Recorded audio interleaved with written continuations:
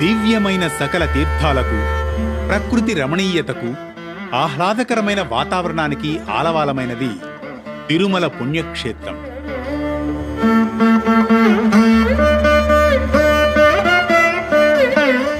అలాంటి పవిత్రమైన తిరుమలలో ఎన్ని తీర్థాలున్నా వాటిలో ప్రముఖమైనది, సాక్షాత్తు స్వామివారి దాహం తీర్చింది శేషతీర్థం.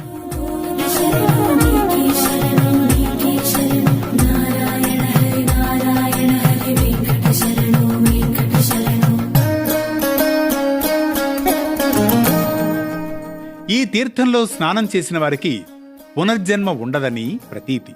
తిరుమలలోని పాప వినాశనం అటవీ ప్రాంతంలో నెలవైనదే శేషతీర్థం.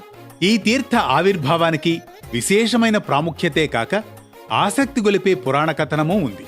పురాణాల ప్రకారం ఒకనాడు శ్రీ మహావిష్ణువుకు బాగా దాహం వేస్తుంది. దాంతో దాహార్తి తీర్చుకునేందుకు జలాన్ని తీసుకురావాలని తన భక్తాగ్రేసరుడు గరుత్మంతుణ్ణి పురమాయిస్తారు స్వామివారు.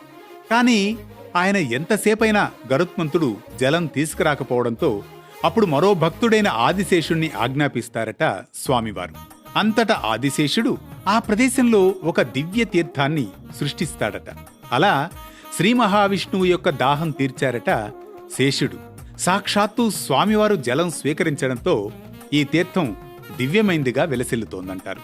ఈ తీర్థంలో ఆదిశేషుడు శిలారూపంలో పూజలందుకుంటూ ఉంటాడు. సాక్షాత్తు శ్రీమన్నారాయణుడు ఆదిశేషుడైన నాగేంద్రుడి రూపంలో కొలువై ఉన్న తీర్థమిది. ఆదిశేషుడి తోక నుండి ఆవిర్భవించిన ఈ జలధార కనుకనే ఇది శేషతీర్థంగా పరిఢవిల్లుతోందని మన పురాణాలు వివరిస్తున్నాయి. మరో విశిష్ట కథనంతో మళ్ళీ కలుసుకుందాం పరమార్థంలో.